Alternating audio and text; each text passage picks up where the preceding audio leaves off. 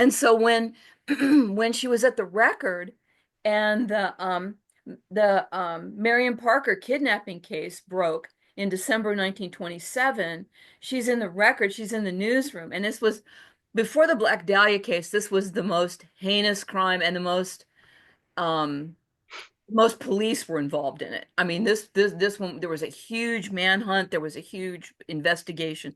And when the wire came in that they'd caught the perpetrator of the crime, William Edward Hickman, he'd kidnapped and killed a 12-year-old Marian Parker. He'd cut her up and put Oof.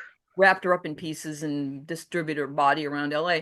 And when it came in on the wire that he'd been captured in Oregon, Aggie said that she said, I committed the unpardonable sin. She said, I was looking over the shoulders of the reporters as they were writing this, they're writing it as it comes in on the wire.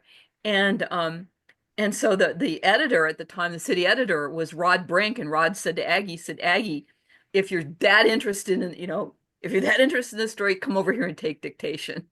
So she did, and she said it was at that moment when she saw the newsroom just come alive like that, and it was just like all this energy. She said she was just sunk. She knew she wanted to be a reporter. And it's interesting because she she just, she just missed being able to, be a reporter on that case. She wouldn't be a reporter for another year or two. But the next case that came that it was the same kind of fever about it was the Black Dahlia case. And that case she did cover.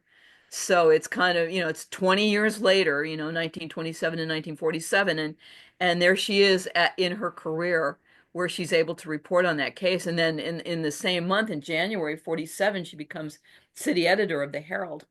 So, but I I was I reading really she like kept that. turning down that job. She wanted to, they kept offering her the job at the Herald and she wanted to stay at her actual paper because she wanted that freedom. Like, so I love that as a person that is from the school of journalism, I love Yeah. that because she could have had like, been hired by the Hearst family like right away and made the bigger money, but she was like, "No, I want to actually stay here where I She have wanted to freedom." learn it. She wanted to learn Yeah. it. And the thing is like, there's a great photograph of her sitting on the hood of a car or something, and she's drinking a soda and eating a sandwich. And there's like four people on the car, and they're all reporters, and she's the only woman.